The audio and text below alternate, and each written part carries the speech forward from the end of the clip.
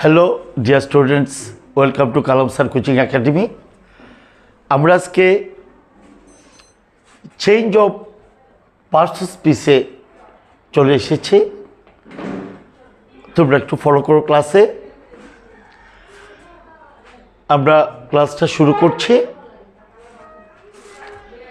Change of parts of speech, আমরা কীভাবে parts of স্পিচগুলি change করব, ওই চেঞ্জগুলো আমরা ফলো করব। দেখো এখানে ভার্ব, নাউন, তারপর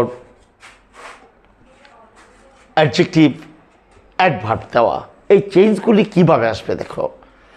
এটা কিন্তু আমি আবারও বলছি, তোমাদের প্রত্যেকটা job competition, medical competition, university competition সব কিছুতেই এগুলির প্রয়োজন হবে। Change of parts of speech খেয়াল করো সবাই। বাট সাকসিড, সাকসিড অর্থ সফল হওয়া। তারপরে নাউন কি হবে? সাকসেস। কি হবে? সাকসেস। আমরা যখন এটা অ্যাডজেক্টিভ ফর্মে নিয়ে যাব, সাকসেসের সাথে কি যোগ হচ্ছে? ফুল। FUL কি যোগ হচ্ছে? ফুল। তারপর আমরা যখন অ্যাডভার্বে যাব, এইখানে LY যুক্ত। অ্যাডভার্বে ম্যাক্সিমাম ক্ষেত্রে LY যুক্ত হয়। সাকসেসফুলি, সফলভাবে, সফলভাবে। আশা করি তোমরা ক্লিয়ার সবাই। আমরা চলে যাচ্ছি ডিফার, পার্থক্য করা, পৃথক করা। ডিফার থেকে ডিফারেন্স, এটা হচ্ছে নাউন। ডিফারেন্ট এটা হচ্ছে অ্যাডজেক্টিভ। আর অ্যাডভার্ব কি হচ্ছে? ডিফারেন্টলি। সেই অ্যাডভার্বে LY যুক্ত যে হয়, LY। আশা করি তোমরা ক্লিয়ার। তারপর আমরা চলে যাচ্ছি পরেরটাতে, পপুলারাইজ। পপুলারাইজ অর্থ কি? পপুলার, জনপ্রিয়। পপুলারিটি, জনপ্রিয়তা, এটা হচ্ছে নাউন। আর পপুলারাইজ হচ্ছে জনপ্রিয় হওয়া, জনপ্রিয় হওয়া, ভার্ব। তাহলে যদি কোনো এক্সামে প্রশ্ন করে what is the noun of popular, পপুলারের নাউন কোনটা, তখন তুমি যদি এটা জানো, popularity, you can answer, otherwise not. তুমি যদি জানো আনসার করতে পারবে, নতুবা আনসার করতে পারবে না তুমি। আশা করি তোমরা ক্লিয়ার ডিয়ার স্টুডেন্টস। তারপর পপুলারলি, এটা হচ্ছে অ্যাডভার্ব। অ্যাডভার্ব কিন্তু বারবার LY যুক্ত হচ্ছে। আশা করি এটা বুঝতে তোমাদের সহজ হবে। চেঞ্জ অফ পার্টস অফ স্পিচে আজকে এতটুকু আলোচনা হয়েছে। তোমরা এটা নোট করে রাখবে আর বারবার ফলো করবে, পড়বে, নতুবা মনে থাকবে না।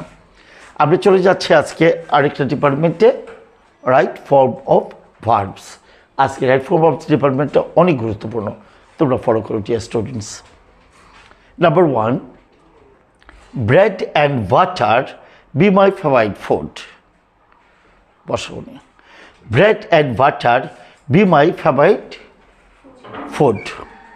তাহলে এখানে ফলো করো, এখানে কি হচ্ছে? Bread and butter. এটা কিন্তু সম্পূর্ণরূপে তোমাকে বুঝতে হবে। ব্রেড অ্যান্ড বাটার, এটা টোটালি দুইটা নাউন। এখানে ব্রেড একটা নাউন অ্যান্ড বাটার একটা নাউন। তাহলে এখানে কয়টা নাউন আছে? দুইটা নাউন আছে।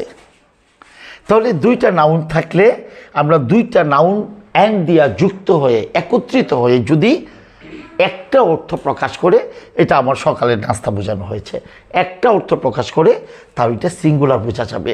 তাহলে এখানে দুইটা নাউন একত্রিত একটা মাত্র অর্থ প্রকাশ করলে সিঙ্গুলার, আমরা বি ভাবে ইজ বসাবো। আর যদি এখানে আর দেওয়া থাকে কারেকশনের ক্ষেত্রে, তখন আমরা এখানে আর এর পরিবর্তেও ইজ বসাবো। আশা করি তোমরা ক্লিয়ার। দুইটা নাউন একটা অর্থ প্রকাশ করবে এন্ড দ্বারা যুক্ত হয়ে। আমরা চলে যাচ্ছি নাম্বার 2তে, slow and steady win the race. Slow and steady, ধীর স্থির, স্লো অ্যান্ড স্টেডি দুইটা নাউন অ্যান্ড দ্বারা যুক্ত হয়ে একটা অর্থ প্রকাশ করেছে। আমি তোমাদের আবারও বলি, এগুলি কিন্তু অনেক গুরুত্বপূর্ণ রাইট ফর্ম ভার্বস। বিভিন্ন কম্পিটিটিভ এক্সামগুলিতে এগুলি আসতে পারে। তাহলে স্লো অ্যান্ড স্টেডি, এই দুইটা ধীর স্থির একটা অর্থ বুঝাইছে অ্যান্ড দ্বারা দুইটা নাউন যুক্ত হয়ে। তাহলে উইন থেকে কী আসতেছে? Wins dear students. আশা করি তোমরা বুঝতেছো, সিঙ্গুলার হলে উইন্স। তোমরা কি ক্লিয়ার সবাই? আচ্ছা, তারপর আমরা চলে যাচ্ছি নাম্বার 3-তে। He ran away having take the money.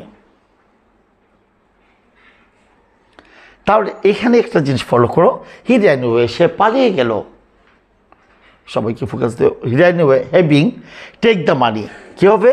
Having যদি থাকে, হ্যাভিং থাকলে কি ভার্বের কয় নাম্বার ফর্মে চলে যাবো তোমরা? 3 নাম্বার ফর্মে চলে যাবে। যদি কি থাকে আবার বলো, হ্যাভিং থাকলে, হ্যাভিং থাকলে ভার্ব কয় নাম্বার ফর্মে চলে যাবে? 3 নাম্বার ফর্মে চলে যাবে। আশা করি তোমরা ক্লিয়ার এটা। আশা করি he ran away having taken the money, সে টাকা নিয়ে পালিয়ে গেল, দৌড়ে পালিয়ে গেল। আমরা চলে যাচ্ছি নাম্বার 4-এ। I wish I had. I wish, wish অত ইচ্ছা পোষণ করা।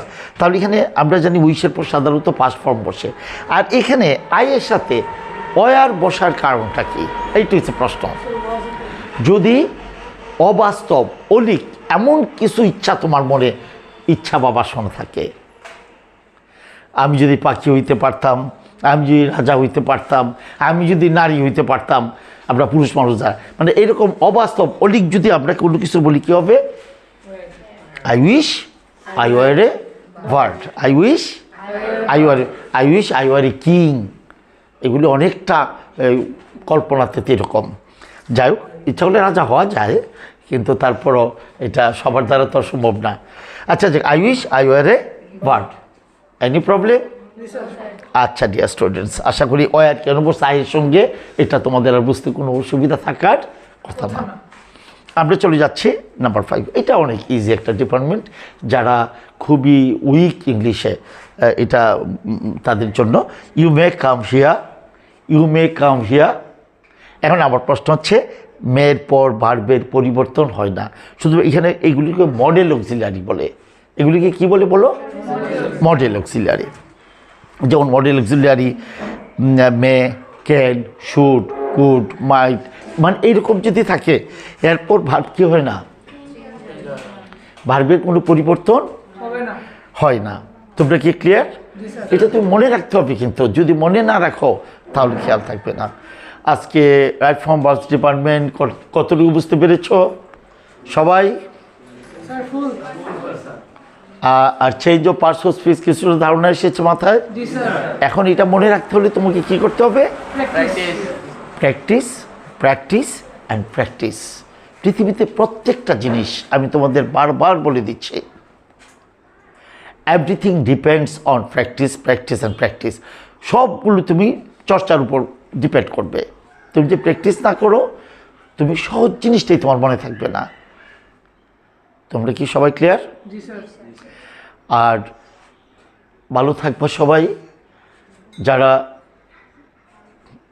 ইউটিউব থেকে দেখতেছো তোমরাও ভালো থাকবা, ক্লাসে সবাই ভালো থাকবা, আর এগুলো খুব বেশি প্র্যাকটিস করবা। আবারও বলছি, একটা ক্লাসও তোমরা নষ্ট করবে না। এক সময় দেখবে সব কিছুই তোমার নিয়ন্ত্রণে চলে আসছে। আর যদি অবহেলা করো, এটার জন্য তোমাকে কষ্ট করতে হবে। বারবার বলে দিচ্ছি, তুমি এখন থেকে চিন্তা করো তুমি কি, মানে তোমার লাইফে তুমি কি প্রফেশনটা বেছে নিবে, তুমি কোন প্রফেশনটা বেছে নিবে। এখন এটা ডিপেন্ড করবে শুধুমাত্র তোমার বর্তমান কর্মের উপর। তুমি অবহেলা করলে কষ্টের কর্মটা সারা জীবন তোমাকে ফেস করতে হবে। শিওর থাকো, তুমি একা একা ভাবো, তুমি কারো কথা শোনার দরকার, একা বসো, বসে ভাবো আসলে আমি যদি অবস্থান না গ্রহণ করি আমি তো কঠিন জীবনযাপন করবো, এবং এইটা সারা জীবন।